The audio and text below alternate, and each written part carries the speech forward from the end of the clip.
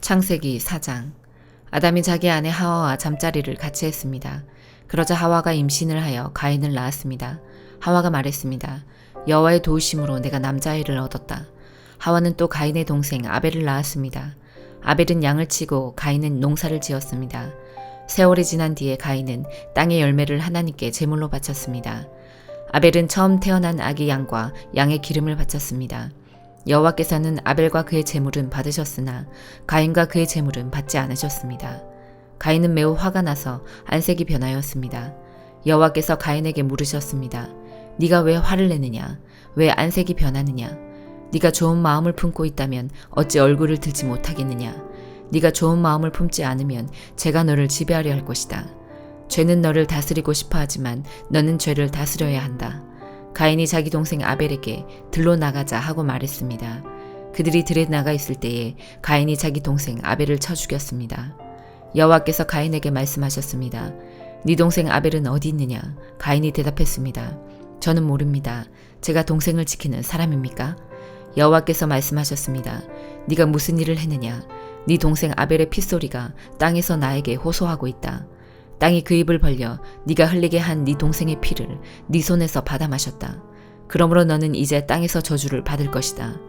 네가 땅을 갈아 농사를 지어도 더 이상 땅은 너를 위해 열매를 맺지 않을 것이다. 너는 땅에서 또 돌 것이다. 가인이 여호와께 말했습니다. 이 벌은 제게 너무 무겁습니다. 주께서 오늘 저를 땅에서 쫓아내셨습니다. 저는 이제 주를 만나 뵐 수도 없을 것입니다. 저는 땅에서 떠돌며 유랑할 것이고 누구든지 저를 만나는 사람은 저를 죽이려고 할 것입니다. 여호와께서 가인에게 말씀하셨습니다. 아니다. 누구든지 가인을 죽이는 사람은 7배나 벌을 받을 것이다 라고 하시고 여호와께서 가인에게 표시를 해주셔서 가인이 누구를 만나든지 그 사람이 가인을 죽이지 못하게 하셨습니다. 가인은 여호와 앞을 떠나 에덴 동쪽 놋 땅에서 살았습니다. 가인이 자기 아내와 잠자리를 같이 하니 아내가 임신을 하여 에녹을 낳았습니다. 그때 가인은 성을 쌓고 있었는데 가인은 자기 아들의 이름을 따서 그 성을 에녹이라고 불렀습니다.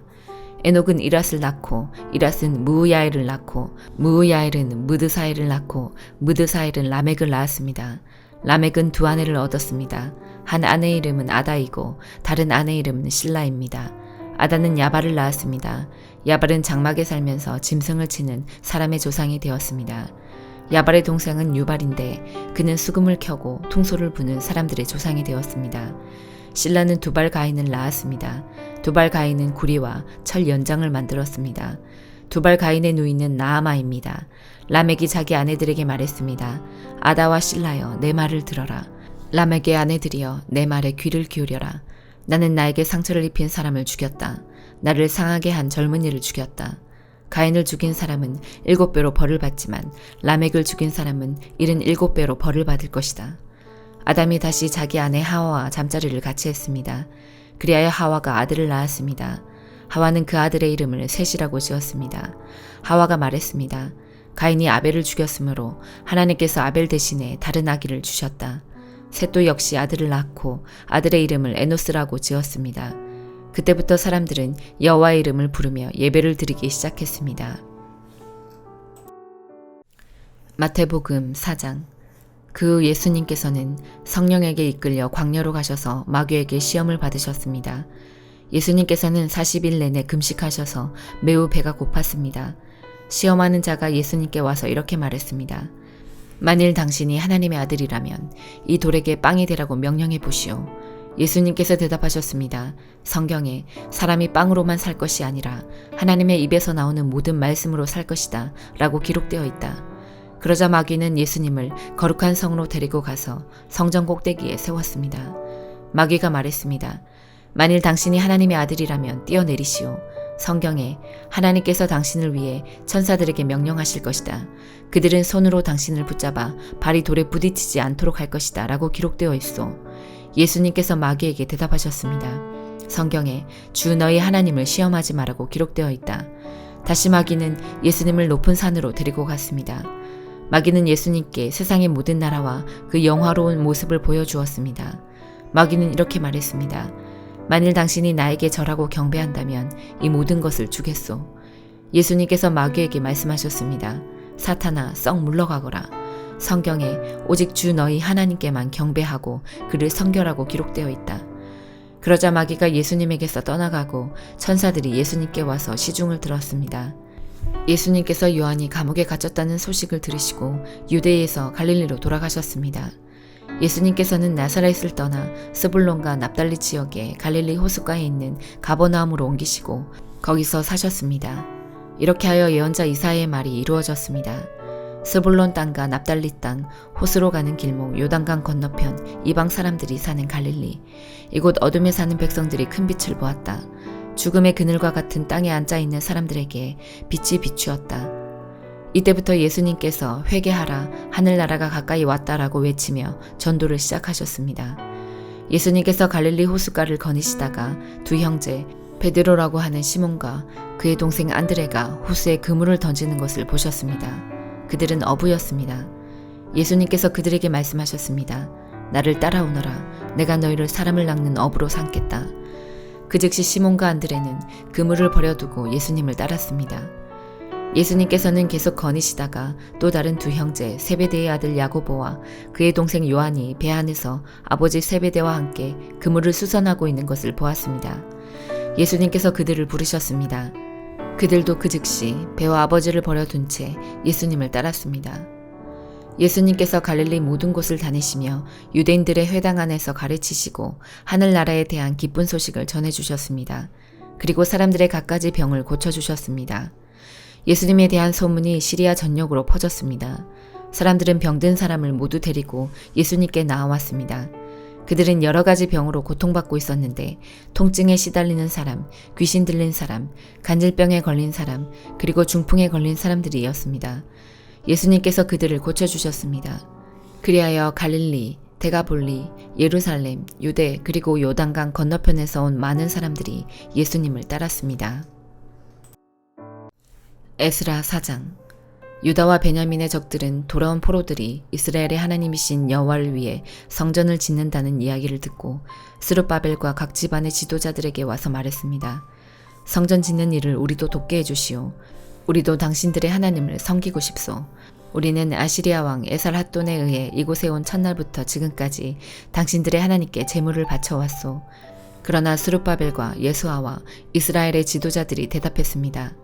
안 돼요. 당신들은 우리 하나님의 성전을 짓는 일에 끼어들 필요가 없소.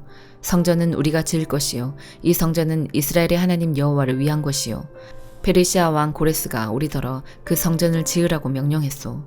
그러자 그 땅 백성이 유다 백성의 길을 꺾어 놓으려 했습니다. 그들은 유다 백성이 성전 짓는 일을 무서워하게 만들었습니다. 그리고 다른 사람들을 시켜 성전 짓는 일이 늦어지도록 방해했습니다. 그들의 방해는 페르시아 왕 고레스의 시대를 지나 페르시아 왕 다리오 시대까지 계속되었습니다. 아하수에로가 왕이 되자 그 적들이 유다와 예루살렘 백성을 고발하는 편지를 썼습니다. 그 뒤에 아닥사스다가 왕이 되자 비슬람과 미드르닥과 다브엘을 비롯한 무리들이 페르시아 왕 아닥사스다에게 편지를 썼습니다. 그 편지는 아람어로 적혀 있습니다. 총독 르움과 서기관 심세도 아닥사스다 왕에게 예루살렘을 고발하는 내용의 편지를 썼습니다. 그 편지에는 총독 르움과 서기관 심세와 다른 보좌관들, 곧 재판관들과 중요한 관리들 뿐만 아니라 디나와 아바삭과 다블레와 아바세와 아렉과 바빌로니아와 수산과 데헤와 엘람 사람들의 이름이 적혀 있습니다. 그리고 오스납발이 쫓아낸 사람들의 이름도 함께 쓰여 있습니다.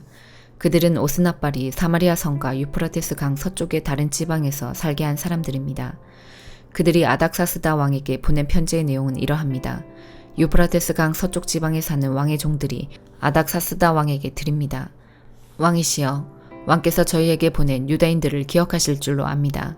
왕도 아시겠지만 그들은 예루살렘으로 가서 왕의 명령을 어기고 저 악한 성을 다시 짓고 있습니다. 그들은 성벽을 다시 쌓고 기초를 다시 놓고 있습니다. 아닥사스다 왕이시여, 장차 무슨 일이 일어날지 왕께서도 아셔야 합니다. 만약 예루살렘이 지어지고 그 성벽이 고쳐지고 나면 예루살렘은 아무런 세금도 내지 않을 것입니다. 그렇게 되면 왕께서 거두어들이는 돈도 줄어들 것입니다. 우리는 나라의 충성을 다할 것을 맹세했기 때문에 왕에게 그런 명예롭지 못한 일이 생기는 것을 보고만 있을 수 없습니다. 그래서 왕께 그 사실을 알려드리려고 이 편지를 쓰는 것입니다. 왕이시여, 이전 왕들의 기록을 살펴보십시오.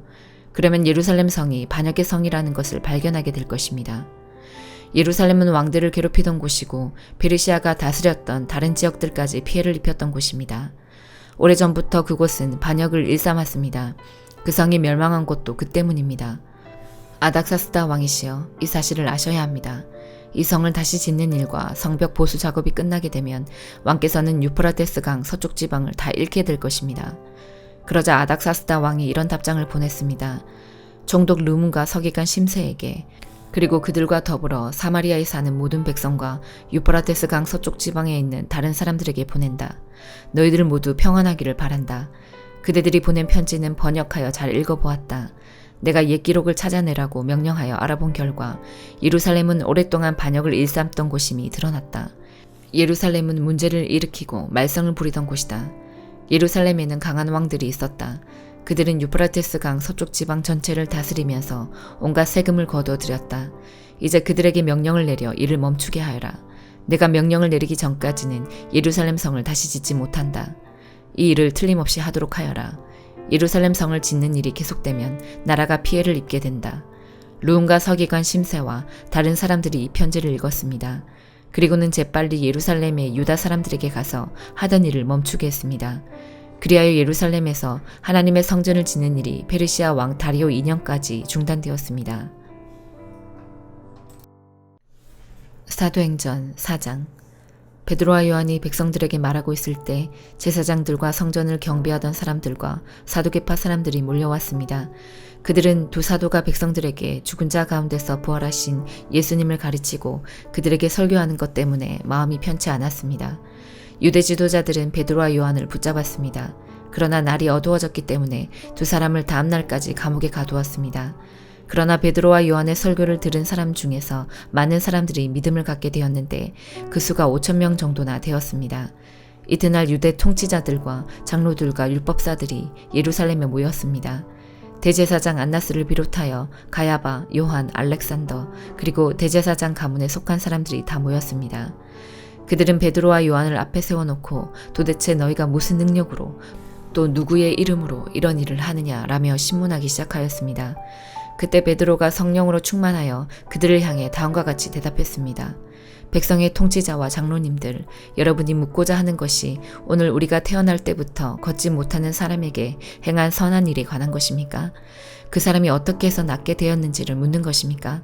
그렇다면 여러분들과 모든 이스라엘 백성은 이것을 아셔야 합니다.